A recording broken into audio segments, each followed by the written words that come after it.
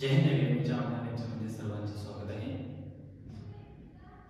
अकॅडमीच्या माध्यमातून बऱ्याच स्पर्धा परीक्षांची तयारी घेण्यात येते। त्यामध्ये स्कॉलरशिप, 5वी स्कॉलरशिप, 8वी स्कॉलरशिप, नवोदय आणि 8वी NMS या स्पर्धा परीक्षांवरती मार्गदर्शन करण्यात येते। तसेच यांच्यासोबतच 1ली ते 4थी या गटासाठी ऋणानुबंध परफेक्ट SMMTS या परीक्षांची देखील तयारी आपल्या माध्यमातून घेण्यात येते। तर या परीक्षांचा पाया भक्कम होण्याकरिता जय हिंद अकॅडमीच्या अतुनात प्रयत्न सुरू आहेत। याच माध्यमातून आपल्या विद्यार्थ्यांच्या बुद्धिमत्तेच्या असणाऱ्या कृत्या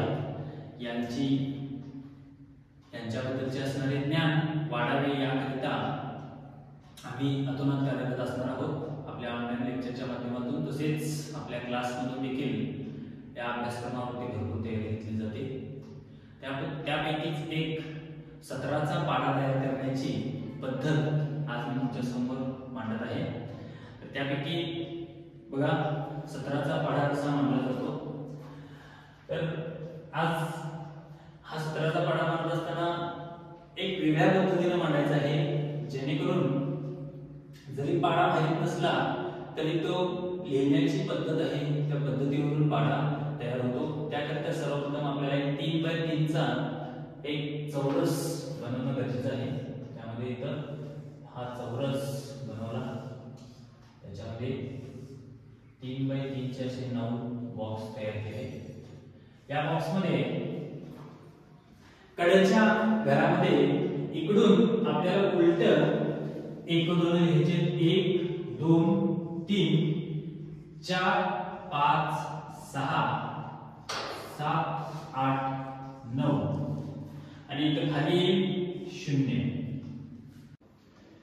ही स्टेप झाल्याच्या नंतर आपल्याला पुढे या बाजूने 1 2 लिहिल्याच्या नंतर बघा इथं आपल्याला पहिल्यांदा या साइडला इथं विषम संख्या लिहायच्या आहेत। पहिल्या रकान्यांमध्ये विषम संख्या येतील, दुसऱ्या रकान्यांमध्ये समसंख्या आणि तिसऱ्या रकान्यांमध्ये परत विषम संख्या येत जातील।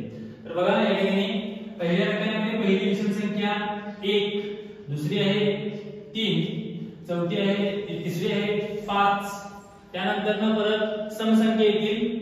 इथे येईल 6, या ठिकाणी 8 आणि या ठिकाणी 10। परत खालच्या ओळीमध्ये विषम संख्या घेतल्या, त्यामध्ये येईल 11, त्यानंतर येईल 13 आणि यानंतर येईल 15 आणि खाली येईल लास्टला 17। या पद्धतीनं हा 17 × 1 = 17, 17 × 2 = 34, 17 × 3 = 51, 17 × 4 = 68, 17 × 5 = 85, 17 × 6 = 102, 17 × 7 = 119, 17 × 8 = 136, 17 × 9 = 153 आणि 17 × 10 = 170 हा पाढा या ठिकाणी तयार झालेला आहे। तर याच पद्धतीने आपल्याला या ऑनलाईन लेक्चर मध्ये आपल्याला हे मी 17चा पाढा शिकवण्याची पद्धत आपल्याला आवडली असल्यास लाईक, सबस्क्राइब आणि शेअर करायला विसरू नका। जय हिंद।